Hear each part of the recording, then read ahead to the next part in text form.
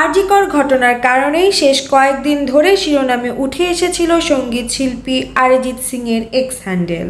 9 August ঘটে যাওয়া ঘটনার প্রতিবাদ চেয়ে একের পর এক পোস্ট করেছিলেন গায়ক। অল্প কয়েকদিনের মধ্যে সবাই চিনে নিয়েছিল গায়কের প্রোফাইল আত্মজোয়ার জালো। কিন্তু শুক্রবার সন্ধ্যার পর অরিজিতের প্রোফাইল খুললেই আর কিছু দেখাচ্ছে না, শুধু একটি লেখা উঠে আসছে। সেখানে লেখা রয়েছে the profile does not exist, যার বাংলা করলে মানে দাঁড়ায় এই প্রোফাইলটি আর কোনো অস্তিত্ব নেই। আচমকা কি ঘটলো? এমনিতে তার এই প্রোফাইলের কথা খুব বেশি কেউ জানতেন না, তবে এই আরজিকর ঘটনার পর এক্স হ্যান্ডেলের একের পর এক টুইট করছিলেন গায়ক। সবার প্রশ্নের উত্তরও দিচ্ছিলেন। এই ঘটনায় তার অনুরাগীদের কপালে চিন্তার ভাঁজ। কি ঘটেছে? এই প্রোফাইলটি কি গায়ক নিজেই মুছে দিয়েছেন, নাকি কাঙ্গানা রানাওয়াতের মতো গায়কের প্রোফাইলটিও বন্ধ করে দেওয়া হয়েছে? সে বিষয়ে তেমন কিছু জানা যায়।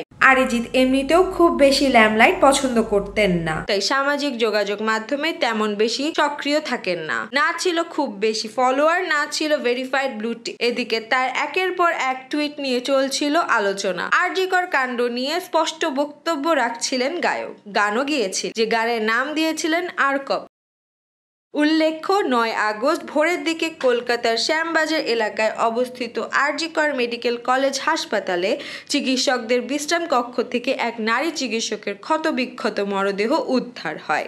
পরে ময়নাতদন্তে জানা যায় ওই চিকিৎসকের ধর্ষণের পর হত্যা করা হয়েছিল। তবে মরদেহ উদ্ধারের পর হাসপাতাল কর্তৃপক্ষ বলেছিল যে ওই চিকিৎসক আত্মহত্যা করেছেন। কর্তৃপক্ষের এই বক্তব্যের পর প্রথমে ফুঁসে উঠেছিল কলকাতা, পরে গর্জে উঠেছিল পুরো পশ্চিমবঙ্গ।